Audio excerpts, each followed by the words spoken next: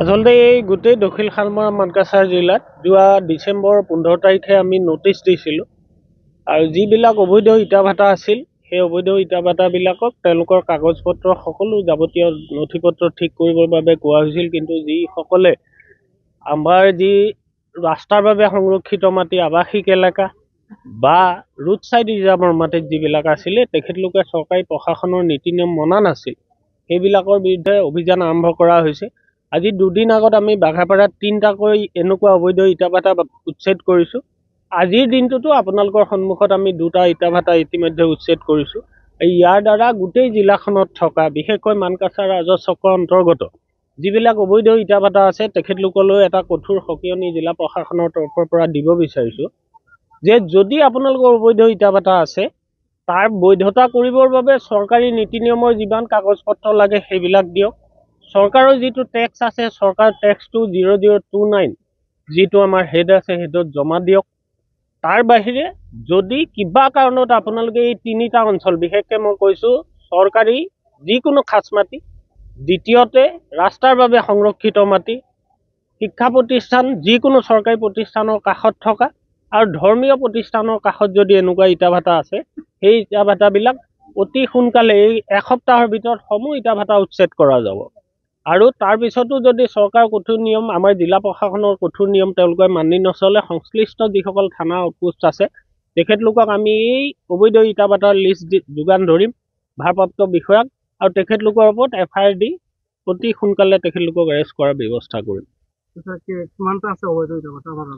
আমি আমাৰ যিটো সৰজমিন তদন্ত আছিল প্ৰথম সৰজমিন তদন্তত আমি 200টাতকৈ অধিক এনেকুৱা ইটা ভাটা পাইছিলোঁ। তাৰ ভিতৰত আমি 23টা বৰ্তমান অবৈধ হিচাপে চিনাক্ত কৰি লৈছোঁ আৰু গোটেই 23টালৈকে আমি নটিচ জাৰি কৰিছোঁ।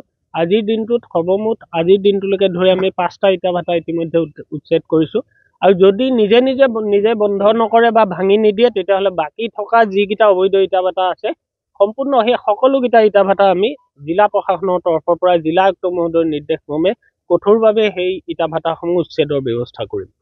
এটা অভিযোগ উঠিছে অবৈধ ইটা ভাটা নাভাঙাৰ কাৰণে চক্ৰ বিষয়াক পইচা দালালৰ হাতৰে পইচা উঠোৱা হৈছে, এইটো কি ক'ব?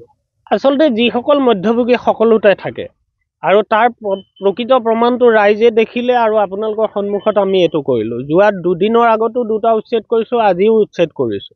আৰু যিসকল অবৈধ থাকে এনেকুৱা মধ্যভোগীৰ পৰা ৰাইজক বিৰত থাকিবলৈ অনুৰোধ জনাওঁ। তেখেতলোকে যিটো জিলা প্ৰশাসনে নীতি নিয়ম বান্ধি দিছে সেইমতে আগবাঢ়ক, অন্যথা এনেকুৱা মধ্যভোগীক প্ৰশ্ৰয় দিলে সেই মধ্যভোগীৰ ওপৰতো কঠোৰ ব্যৱস্থা জিলা প্ৰশাসনৰ তৰফৰ পৰা গ্ৰহণ কৰা হ'ব।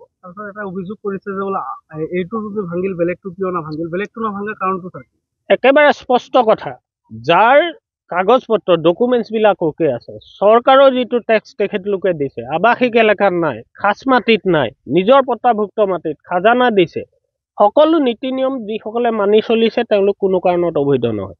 যিসকলে চৰকাৰী নীতি নিয়ম ইটা ভাটাৰ যিখিনি কাগজ পত্ৰ লাগে তেখেতলোকৰ কোনো কাগজ পত্ৰ নাই, নিশ্চিতভাৱে সেইবিলাক অবৈধ আৰু সেইবিলাকৰ ওপৰত কঠোৰ ব্যৱস্থা গ্ৰহণ কৰা হ'বই। এইটো সুযোগ লৈ কিছুমান দালালে সুযোগ লৈছে পইচা উঠোৱাৰ, তেওঁলোকক কি সকিয়নি দিব? দালালসকল বা মধ্যভোগীয়ে যদি এনেকুৱা কাম কৰিছে তেখেতলোকক আমি জিলা প্ৰশাসনৰ তৰফৰ পৰা কঠোৰ সকিয়নি দিলোঁ। তেনেকুৱা কোনো কাৰণত নিয়োজিত নহ'ব। তথ্য প্ৰমাণ আধাৰ পোৱাৰ লগে লগে আমি সংশ্লিষ্ট যিসকল থানা আউটপোষ্ট আছে তেখেতলোকক সেইসকলৰ ওপৰত কঠোৰ ব্যৱস্থা গ্ৰহণ কৰিবৰ বাবে নিৰ্দেশ দিম। আমি নিজা তৰফৰ পৰাও গাঁও প্ৰধানসকলক কৈ ৰাখিছোঁ যদি তেনেকুৱা কোনোবা খবৰ ইনফৰমেশ্যন তেওঁলোকৰ থাকে আমাক লগে লগে জনাবৰ বাবে অনুৰোধ কৰিছোঁ আৰু সেইমতে পুলিচৰ তদন্তত তেখেতলোকৰ ওপৰত কঠোৰ ব্যৱস্থা গ্ৰহণ কৰা। আপুনিও ভুগিছে নেকি গেছৰ সমস্যাত? গেছ আৰু লিভাৰ ৰিলেটেড সকলো সমস্যাৰ একমাত্ৰ সমাধান গেষ্ট্ৰচিটি। বদহজম, এচিডিটি, ফেটি লিভাৰ, পাইলছকে আদি কৰি ভিন্ন গেছৰ সমস্যাৰ সমাধানৰ বাবে কেৱল আপোনাৰ কাষত গেষ্ট্ৰচিটি।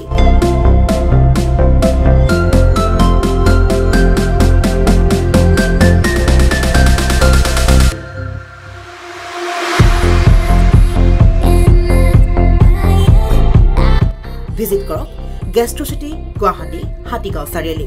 যোগাযোগ নম্বৰ 7577999909।